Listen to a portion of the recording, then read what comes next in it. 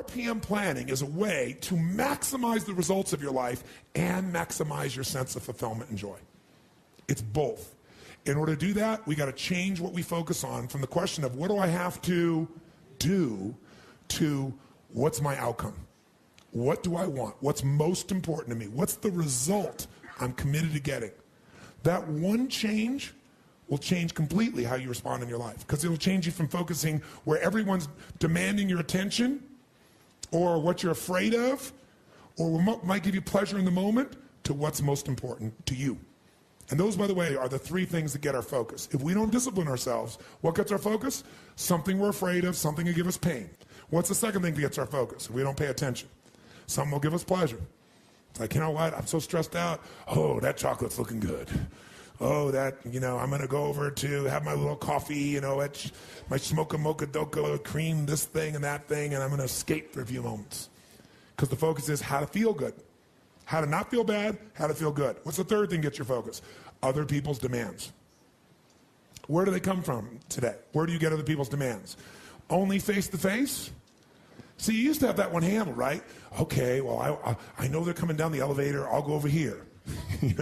I know they're going to lunch at this time. I'll come back at that time. How many ever played this game at one time in your life where it's like, I don't want to deal with this right now, so you just put yourself in a different location to avoid the stimulus of someone else's demand? How many used to do that? Say aye.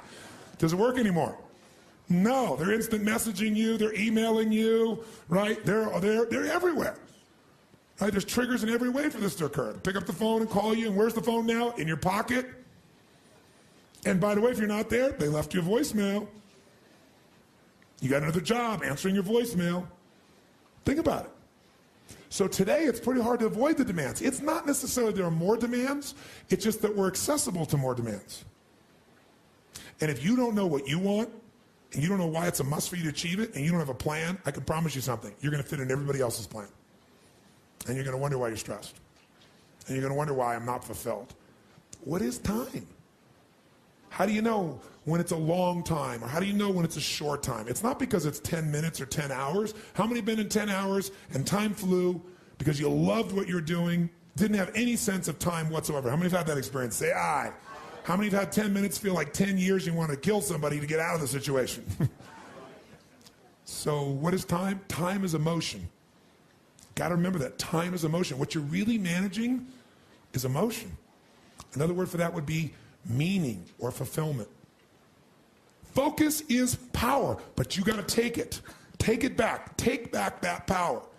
And you got to know when you do have that focus, how to chunk it, how to group it so you're not overwhelmed. Let me show you how to make it simpler.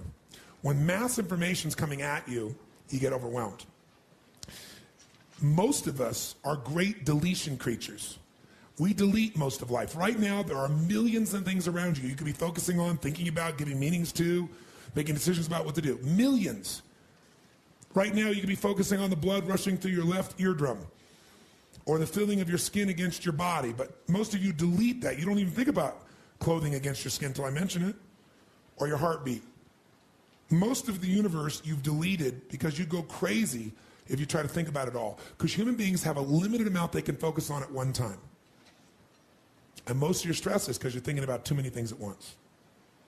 In fact, when people don't do things, it's not because they can't.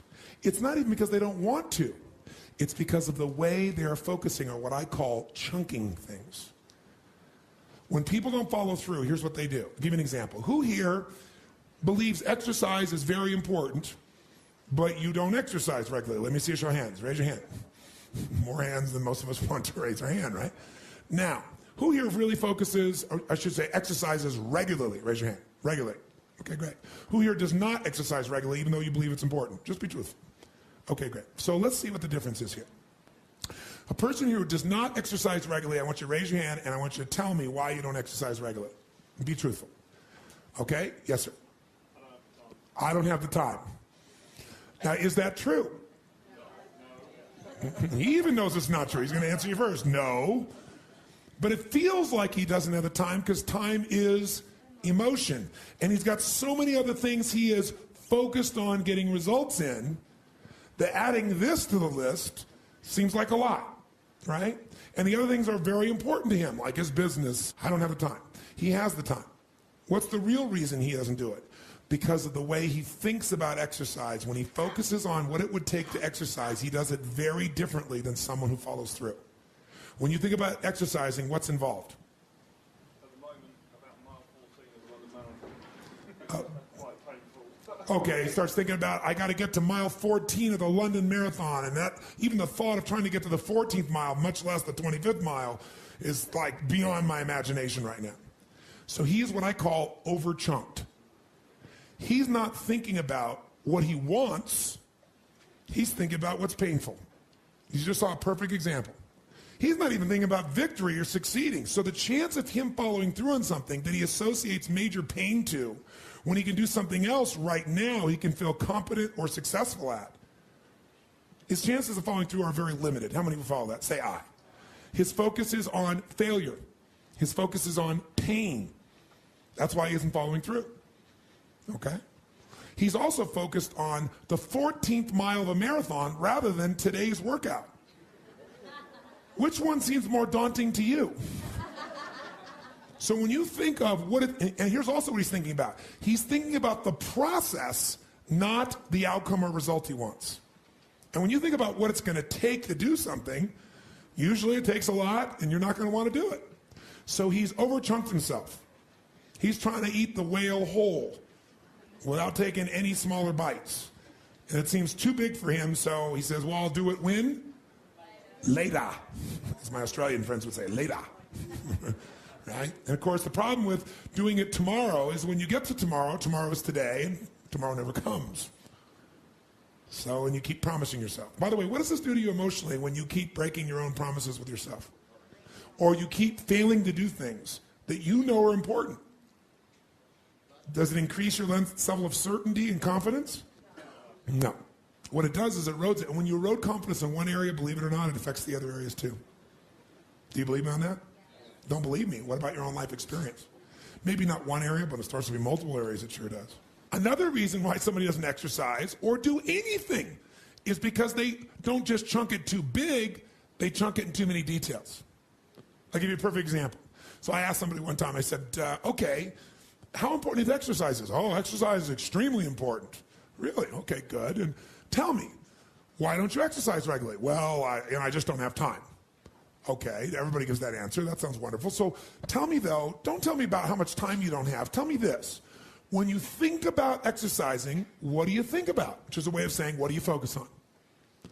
And so this woman says to me, well, my gosh, you know, I mean, what do you mean what do I think about? Well, let's say I said to you, you got to start exercising and I'm going to put a gun to the head of your children and I will do very horrible things and hurt them badly if you don't exercise. Could you do it? Oh yeah, I could do it.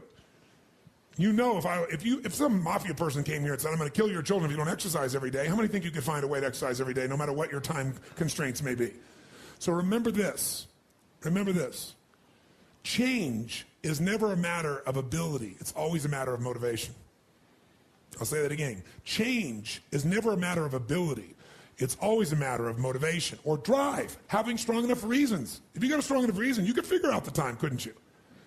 So the biggest part of life and time management is knowing what you want and having enough reason.